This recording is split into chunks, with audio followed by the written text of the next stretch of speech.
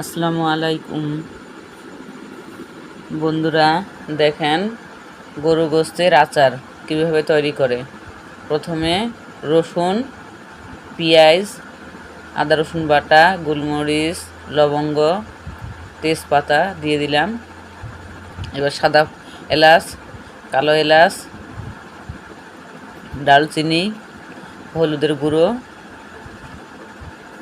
ঝালের গুঁড়ো, সরিষার তেল, লবণ,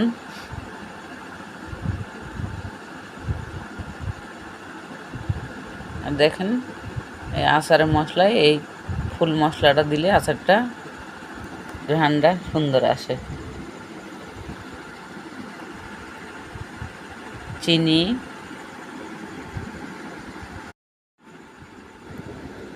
শুকনো ঝাল এবার ভালো করে মেখে দিয়ে ভালো করে চুলোর উপর বসিয়ে দেবেন।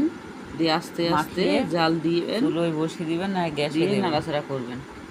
দিয়ে আস্তে আস্তে জাল দিয়ে এইভাবে গোশতের আচার নাড়তেই থাকবেন, তৈরি করবেন। খেতে খুবই মজা।